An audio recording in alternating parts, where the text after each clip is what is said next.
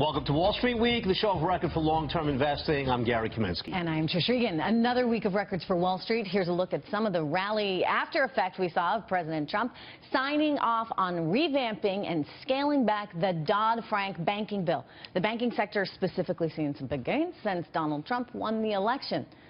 We're joined today by a legend in the banking industry, Atlas Merchant Capital CEO and the former Barclays CEO, Bob Diamond. Bob, it's great to have you here on the show today. Good to be here. An excellent week to review everything that happened in Washington and why the bank stocks have reacted so favorably to what is happening. What's going on?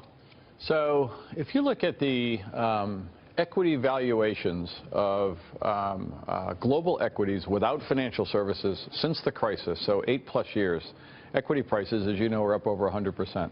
Until this election, financials were down 20 or 30%. So you're starting with a phenomenal valuation discount, and I think that is part of it, and that's why I think this will be sustainable for a while.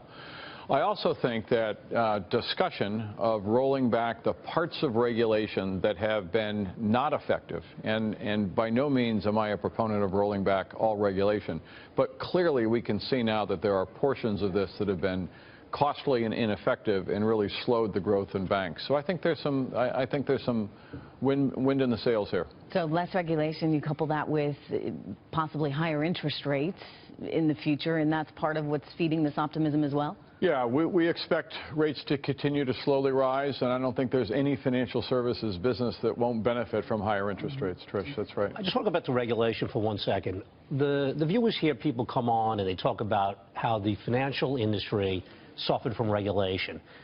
But then I'm always asked, well, specifically, what kind of things will make the earnings grow faster for the banks?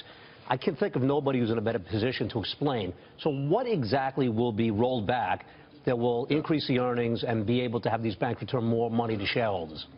So if you go to first principles, 2008, 2009, what were we focused on, and what should the regulators and the politicians have been focused on?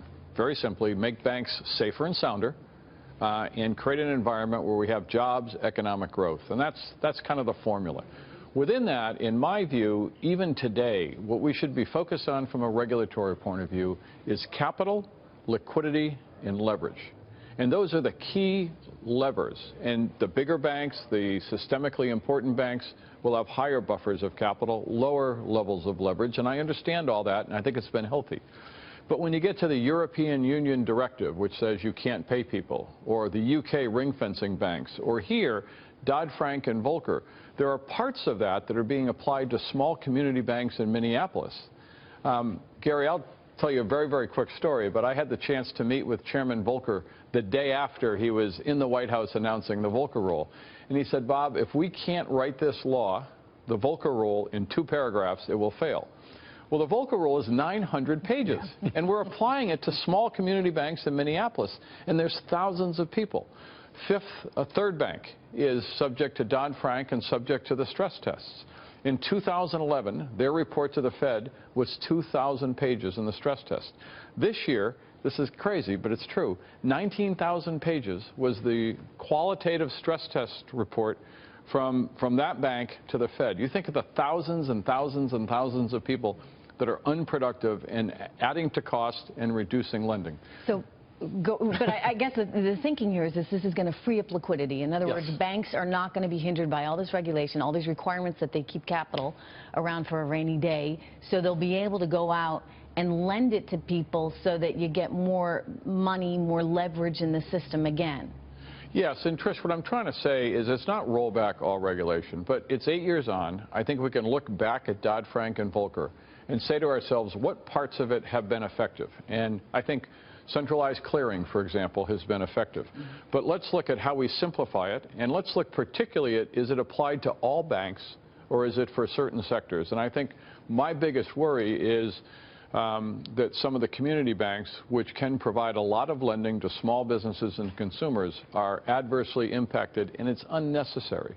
And the second thing I would say is kind of a no-brainer, is take that level of SIFI, strategically or systemically important financial institutions, from $50 billion in assets to something like 150, 200, 250, raise that level so you're reducing the burden on the regional banks. So there's a lot that Washington can do right now. I mean, people are talking about tax reform, they're talking about less regulation, but let's face it, things are not all hunky-dory, shall we say, in Washington right now. There's a lot of discord on Capitol Hill, and it's pretty much just out in the open. And so the question, I think, Bob, is at what point does all of that discord start to inhibit some of these reforms that people very badly want to see take place? I mean, just take a look at what happened this week, right, on Capitol Hill.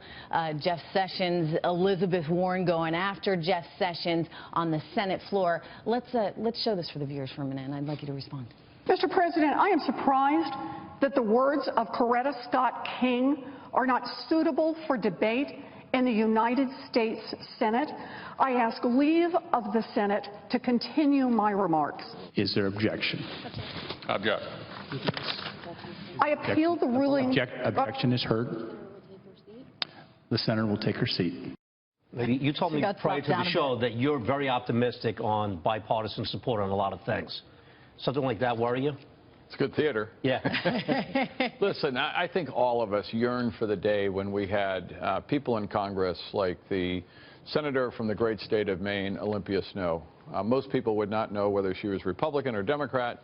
She voted based on substance, on what was right, and we have to get back to that, of course.